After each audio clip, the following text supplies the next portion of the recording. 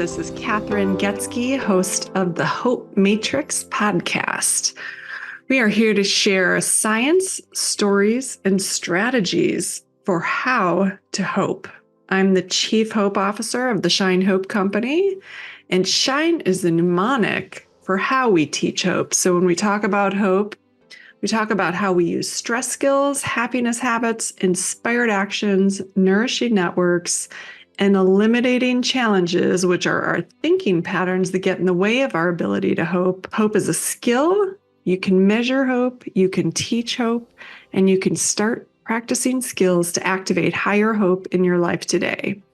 And on this Hope Matrix podcast, we aim to bring in guests, experts in science, people with stories, and those that have strategies for activating hope in your life. Hello, welcome everyone. Thank you so much for joining us today on the Hope Matrix. I am super grateful to have you here and excited about our guests, Lian. And I don't even know how to say your last name. Can you say that for me? Zeitz? Zeitz, Lian Zeitz. Yeah. That is so funny. I'm just realizing that I've worked with you for so long and I've never even asked you that. Oh, that's funny. Well, I love Lian and I think you all are going to love him as well. I worked with him.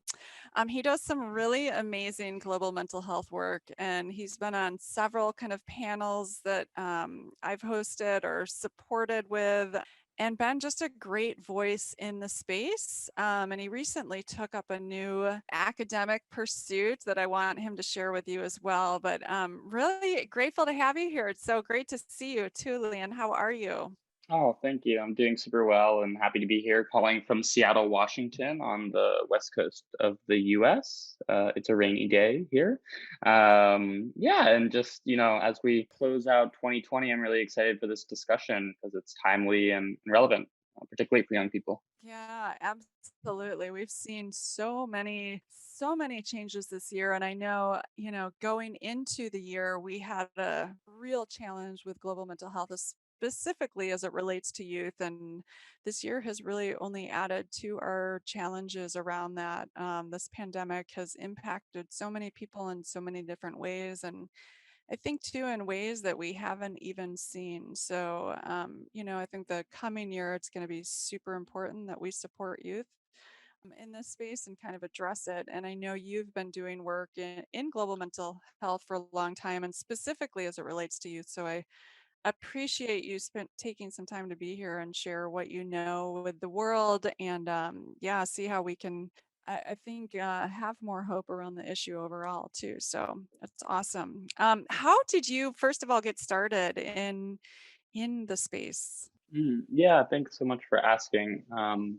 My work in mental health really stems from my own lived experience in therapeutic treatment when I was making a common transition that many young people go through from middle school into high school, and the academics change and your whole life turns different. I experienced a rapid crash of my self-esteem and my academic achievement and kind of my social protections, and was just in crisis at a pretty young age. And that led me into being in and out of therapeutic treatment for the rest of my high school experience. And I was privileged to be able to have options and kind of try different things, but overall it was a really tough time. And it gave me a pretty good firsthand look into some of the system that exists for supporting youth mental health and some of the strategies that are used to do that. And I was pretty underwhelmed mostly by the fact that I was rarely kind of made an active agent of my own care process and asked the simple questions of like, what do I want to measure my own success by, and involved in the level of decision making that I thought I could be. And when I left treatment and kind of started getting into college, I got more into kind of mental health activism and advocacy, kind of yelling about how the system wasn't working, but particularly being loud about the fact that there's such an untapped potential to be engaging and listening to young people in the way that they weren't being. And at the same time, there was other movements happening around lived experience and, just the voice of people in systems to make it more resonant for them. And so I had gotten a lot of positive affirmation at that time. And then in college, I started looking at this world of global mental health and started thinking about mental health across cultures and how it manifests in different societies, and was just fascinated by this kind of concept that there was such an unaddressed, untapped issue everywhere. And my setting in the US, it hadn't been figured out, and there was just so much to be uncovered. And so that really like unlocked a deep passion in me to kind of work in the field. And then I started, I call myself a young mental health groupie. Like when I was like 19, I was like flying to the conferences on my own, like summer spending to meet with these senior people. And just as I reflect, I was just like a very young, passionate person trying to wrap my head around what was going on. And it, transpired into helping form an organization called Cities Rise that's based in New York that works on young people's mental health and well-being, and then has, transpired into being involved in a number of global efforts that are working to address young people's mental health and well-being, working with, the UNICEF and the UN and the WHO, but then actually just having a lot of deep relationships with activists and actors on the ground across the world who, were really in a common shared effort of trying to change how things are. Yeah, and so that was really my journey. And just, I think, lastly, is that I'm currently, over the summer, I left my full time role at Cities Rise to take up a part time position as the director of love and compassion, as I started graduate school in a Master's of Divinity program that is focused on Tibetan Buddhism, but really looking at kind of post religious theories on spirituality and wellness. So, really looking at spiritual dimensions of healing from a non denominational perspective. And that just comes from my own healing, and then what I've heard from young people around the world that they say they're looking for. Wow, that's amazing. Yeah, and there's so much there to unpack. I mean, the first thing I just want to say is thank you so much for speaking out and for getting engaged. So when you feel that sense of despair, you can either sit back and really do nothing, and you can get into that hopelessness cycle, or you can get back to positive feelings and taking inspired action. And that's what you did with mental health. And, that's what I as well tried to do when I was young and passionate about the space. And so I really admire so many times when we see such big global challenges, we tend to think of them as too big. So we don't do anything about it. And that's a very hopeless kind of response to have. And so, I'm passionate about teaching the how to of hope because of that very thing. And I think you're a great model for that, that instead of getting into the despair around the system itself and the complexity of changing the system, you chunked it down and you started taking action where you could and where you could influence. And I've seen you do that throughout the space. And I really admire that so much about you. No. Oh, well, thank you so much. I mean, it's interesting as I've been learning more about Buddhism and other kind of moral and ethical frameworks for how and why we engage in the world. Hope comes up a lot. And one of kind of the formulations of hope is like having compassion and like just a deep sense of care and like willingness to go beyond yourself to support something. And that, you know, when I thought about, my friends or other people that would be experiencing unjust ways of being, it created a deep care and concern to do something about it. And the hope was, really rooted in that care for the broken system, not necessarily that it wasn't broken and that it's not really systematically unjust. It was that because I cared so much, there was a source of hope that arose. And I think sometimes it's easy to lose sight of that. Like we get so engulfed in how much we care that we can also get into despair. And it's like sometimes turning that care into hope. Yeah, so interestingly enough, I just recorded our 30-day hope challenge this weekend, and we had a lesson on empathy, and that was really the key lesson on empathy. I mean, it's so important for us to have empathy, and it's also important not to take on that energy. So to have compassion and love and understanding of other people. But I think a lot of us, especially in the global mental health space, what can happen is we can feel too much and care too much, and then it starts to impact our own mental health. So there's that fine line between caring a lot about other people and wanting to serve and support and help, especially if you know a lot about the space and how to help, and then kind of having that boundary in line and focusing on self-care as well in the process, which is, I think a challenge that I've seen for a lot of people in global mental health. Yeah, I've had that challenge myself, and before my role at Cities Rise, I worked on clinical care teams with young people as kind of a lived experience advocate to help the care process to have a young person speaking to a young person, and it was overwhelming for me. I was young, and I probably had a lot to learn at the time, but that like overload of empathetic resonance was hard for me. But interestingly, what I've been thinking a lot on is about where we like store and what our source of empathy really is. And I think sometimes we can, and what I did a lot of was overplace my actual understanding and shared reality with another person to develop empathy rather than having more a respect and admiration and care for what other people are going through. And so going through that process of really kind of almost saying that I can have empathy, but it only goes to an extent that my lived experience is shared with that other person's. But the reality is that they're so different that it's more actually a care and concern than making it more about how I resonate with what they're going through. And that's something I've been working through really recently, and just trying to figure that out. But it also makes you more hopeful about how to engage because it's a question of what's in and outside of your control. And I think that that conversation really helped when thinking about like the blend of empathy and hope and how they all play together. Yeah, absolutely. And that's an exercise we have our kids do and adults. And we did in this latest program, but control the controllables. And we focus and spend so much of our time focusing on what we can't control and very little on what we can. And it leads to a lot of hopelessness when you focus on what you can't control. So that's definitely also a key to hope. I do want to like talk a bit more in depth about spirituality because it's such an important conversation and it's been like such a process for me to engage the language around spirituality in the work we're doing on hope, and so much of the research around hope, or some of the research, it really supports having a spiritual or religious or whatnot basis. And yet, some people have been oppressed by religion and harmed and, yeah, really hurt in that respect. And I believe hope is everyone, has access to hope. And so there's not kind of a right or wrong answer. And so the fact that you're really delving into this more deeply, and especially from a youth perspective, I really want to hear a lot more about. So I'm just, curious on your own journey. How has spirituality played a role and what does that even really mean to you? Yeah, thank you.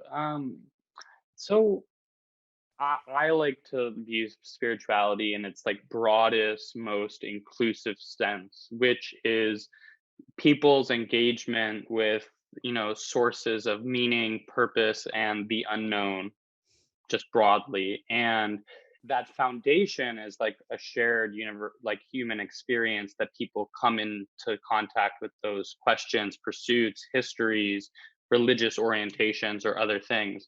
And what's so fascinating to me is that it is such a ubiquitous experience of people encountering those sorts of questions. And I've been doing a lot of historical literature and reading and research on just the inspiration for different religious traditions, whether it's Buddhism, Christianity, Islam, Taoism, all of these different kind of foundations. And at their core, it's grappling with questions of meaning and purpose, and creating a space for the unknown in a way that doesn't have to have material answers. And that is, I think, something that when I was struggling in my own mental health crisis, I was yearning for, was something that asserted and explained kind of the way in which the world is so complex that was outside of like why I was stuck in treatment at the age of 15. Like I couldn't fathom that.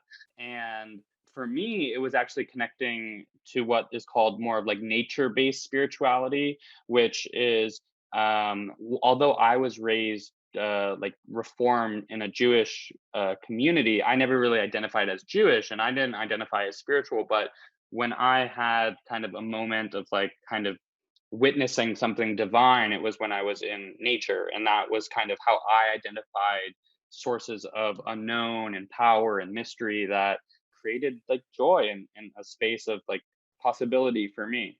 And so then, and from that point, I've always engaged in kind of nature based spirituality, which is both connecting to like the earth and the ecosystem, but feeling that I'm connected to something bigger. And interestingly, when I talk to young people across the world about what they're grappling with and the questions they're asking, they're often trying to reconcile coming from like a religious heritage, whether it's being Catholic or Hindu or other things, and living in a globalized kind of postmodern world that blends and creates hybrid models of all of these different belief systems. And so my main interests are in like what does that post religious like world look like, where we're more bound by our moral and ethical frameworks of like being than necessarily like adopting a religious tradition, even though I think there's space for all of them. And so I'm really diving into Buddhism and Judaism and Christianity right now, and yeah, it's just so interesting. Yeah, it really is. I know I used to have such a, you know, I, because my dad died by suicide, and when that happened, he was ostracized by a number of religions. And and Catholicism at the time didn't even really recognize that. And made all these judgments about it. And I thought, how can that? And I then just kind of distanced myself from all of it and didn't like it. And instead, I've really reconciled that. And now I'm just really curious about all of that, and kind of what works and what doesn't work. And I'm glad to hear your just your commentary on that. That's definitely what we teach kids, and how we kind of added the elements of spirituality and or religion, or however you want to look at it, in the program that we're teaching. And that's really about connecting with something greater than yourselves, holding things sacred, nature. We added a lesson that I'm excited about on wonder and awe. So, experience of wonder and awe, and looking at the seven wonders of the world and just being really kind of amazed in it. And I think we lose a lot. We get used to everything at our fingertips now, and we kind of lose some of that perspective. So bringing that back to kind of youth. What is your experience with other youth in the space as it relates to religion? I mean, do you see that as a critical part to their healing, or yeah, how are they experiencing it? And how can we as activists kind of talk to them about it too?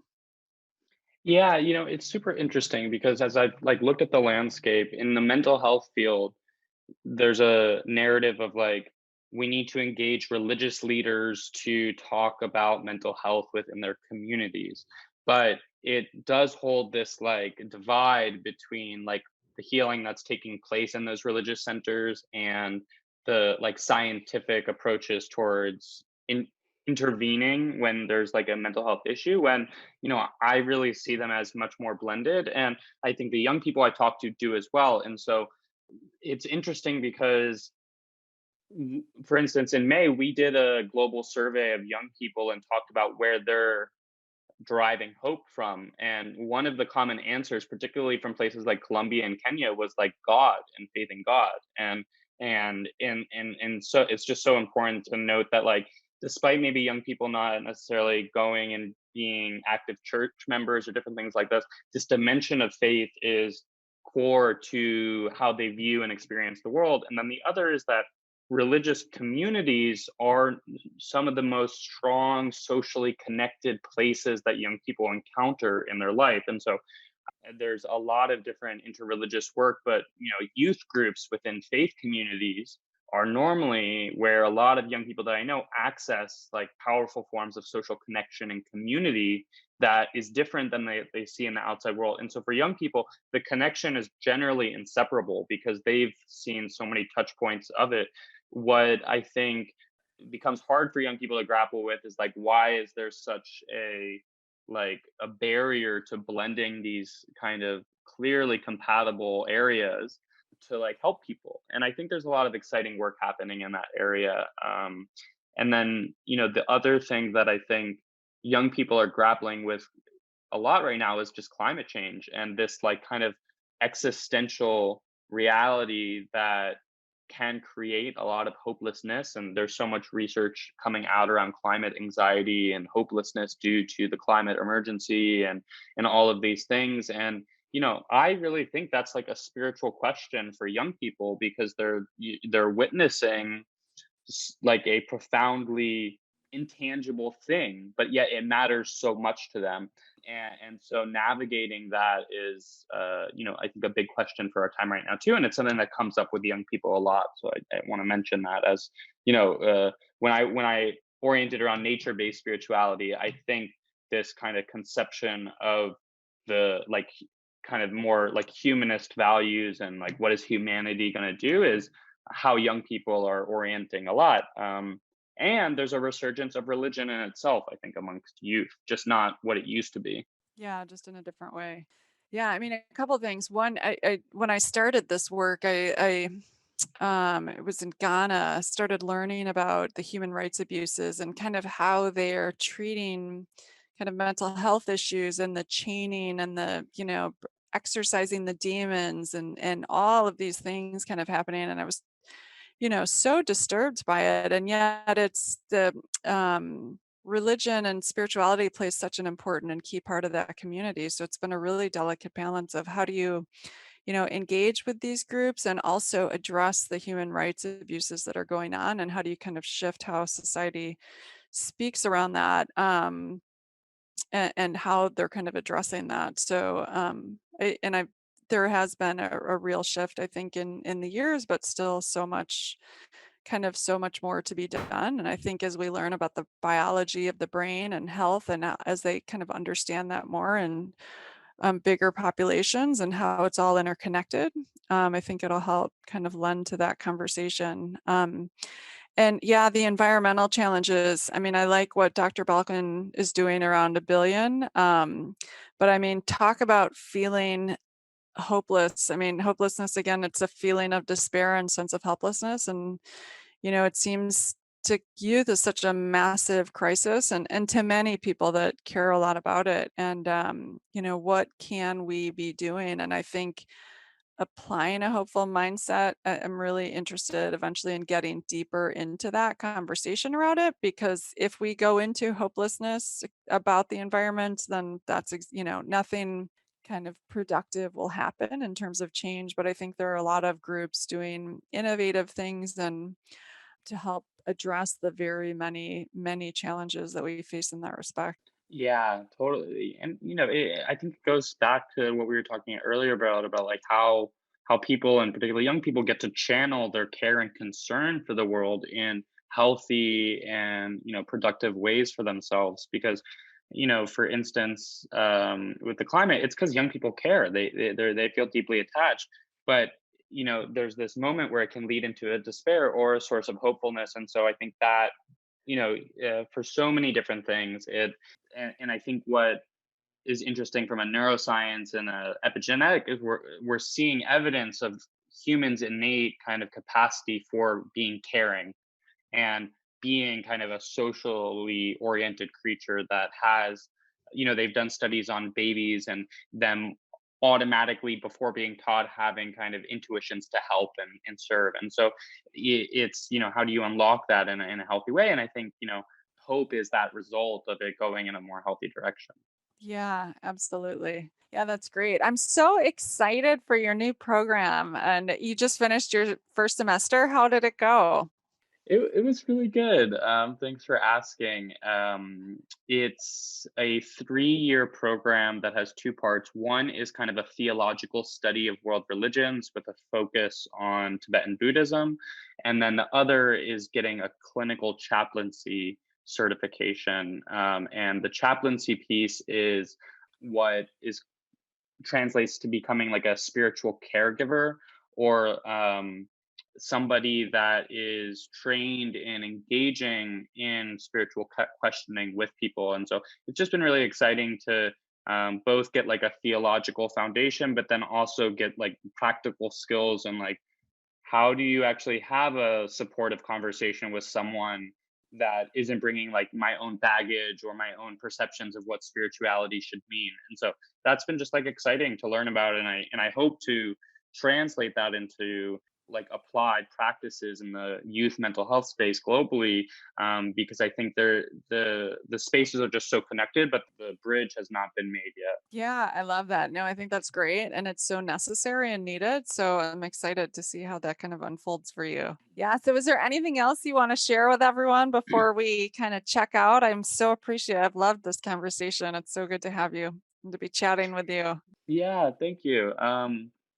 I guess one source of my hopelessness was not being asked and supported in ways that I thought I could be. And, I think when I was then engaged and supported and allies came behind me, like my despair turned into hope slowly. And I think that's the opportunity we have with so many young people in despair right now, because we know the pandemic particularly has like a significant impact on young people's mental health and well-being. And that means that we need to, have more creative and thoughtful responses. And I think Mental Health America just came out with a bunch of research saying that, like 1 in 4 young people want to do more in their community with mental health. 1 in 2 young people want to have this practical skills to be able to help a friend and family member. And so I do think there's a lot to be hopeful for, and we have a lot of like practical ways to respond to these issues, and young people are at the center of those responses. And so that brings me a lot of personal hope, and I know that the future looks bright because of that. Yeah, that's awesome. And so if someone knows of someone that's struggling right now, like a parent knows a youth or something, what is the best, like what do you think is the best approach, or what does the youth want to hear?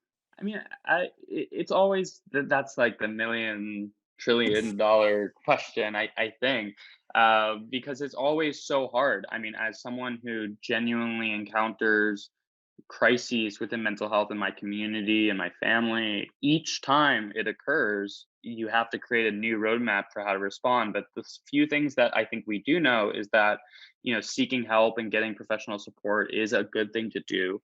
I think what we do know, particularly like around suicide and suicidality, is that it's okay to talk about, and confronting it is way more practical and useful than letting it slide by. And so it's okay to talk about.